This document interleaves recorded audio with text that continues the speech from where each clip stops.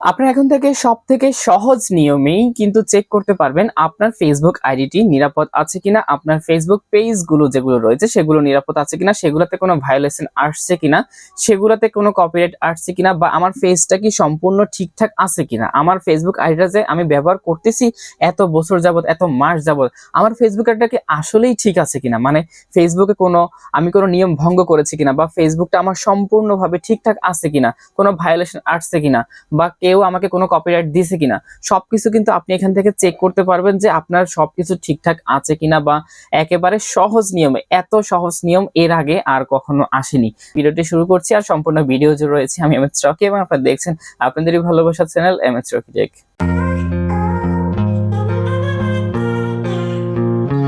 আমরা শুরুতে চলে যাব হচ্ছে আমাদের যে ফেসবুক ব্রাউজারটি রয়েছে এটিতে আমরা প্রবেশ করব।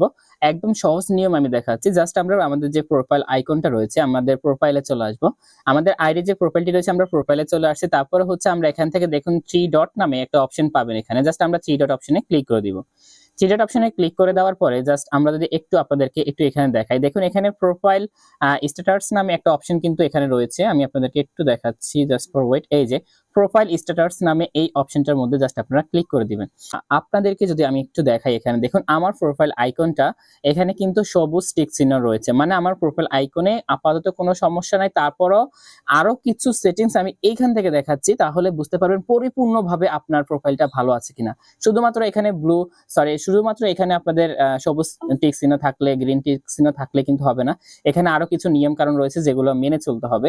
তো জাস্ট আমরা কি করব, এখন দেখুন এখানে কিন্তু প্রোফাইল রিকমেন্ডেবল নামে একটা অপশন এখানে রয়েছে। জাস্ট আমরা যদি এখানে ক্লিক দিই, তাহলে আমরা একটু উপরে যদি খেয়াল করি, তাহলে দেখবেন এখানেও কিন্তু প্রোফাইল রিকমেন্ডেশন নামে কিন্তু অপশনটা কিন্তু এখানে রয়েছে, প্রোফাইল রিকমেন্ডেশন। জাস্ট আমরা প্রোফাইল রিকমেন্ডেশনের নিচে যদি একটু খেয়াল করি, তাহলে কিন্তু আমরা এখানে দেখতে পারবো যে রিকমেন্ডেশন নামে অপশনটা কিন্তু এখানে রয়েছে, এবং আমাদের যে প্রোফাইলটা রয়েছে সেটা এখন রিকমেন্ডেশনে রয়েছে, আমাদের প্রোফাইলটা ভালো রয়েছে। আমরা এখন যদি মনিটাইজ অপশনে চলে যাই, এখান থেকে দেখুন মনিটাইজ নামে একটা অপশন রয়েছে। জাস্ট আমরা মনিটাইজ অপশনে ক্লিক দিব। ক্লিক দেওয়ার পরে যদি আমি আপনাদেরকে দেখাই, এখানেও যদি আমরা একটু লক্ষ্য করাই আপনাদেরকে, নো মনিটাইজেশন ভায়োলেশন, মানে হচ্ছে আমার কোনো রকমের কোনো ভায়োলেশন নাই, কোনো রকমের কোনো ঝুঁকিপূর্ণ আমার আইডি নাই, আপাতত সম্পূর্ণ ঠিকঠাক মতনই রয়েছে। আমরা যদি এখানে দেখাই, এখানে দুইটা কিন্তু আপনার গ্রিন টিক চিহ্ন রয়েছে, আদার মনিটাইজেশন টুলস রয়েছে। আমরা যদি আদার্স মনিটাইজেশন টুলসে ক্লিক করি, তারপরেও আপনারা দেখবেন এখানেও পর্যন্ত একটা গ্রিন টিক চিহ্ন রয়েছে, no monetization violation for other monetization tools. আর কোথাও কোনো রকমের ভায়োলেশন নাই। জাস্ট আমরা এখান থেকে যতটুকু দেখতেছি, যা দেখতেছি সব কিছুর মধ্যে কিন্তু আপনার গ্রিন টিক মার্ক রয়েছে, সবকিছুতেই রয়েছে। তাহলে আপনি বুঝে নেবেন যে আপনার আপনার যে প্রোফাইল আইডিটি রয়েছে, বা আপনার যে ফেসবুক আইডিটি রয়েছে, এই ফেসবুক আইডিতে কোনো ধরনের কোনো সমস্যা নেই, কোনো রিস্ক নাই, কোনো ধরনের ভায়োলেশন নাই, সবকিছু অ্যাকুরেট ভাবে ঠিকঠাক মতনই কিন্তু রয়েছে। আর হ্যাঁ, কিভাবে বুঝবেন যে আপনার প্রোফাইল আইকনটা ঠিক নাই?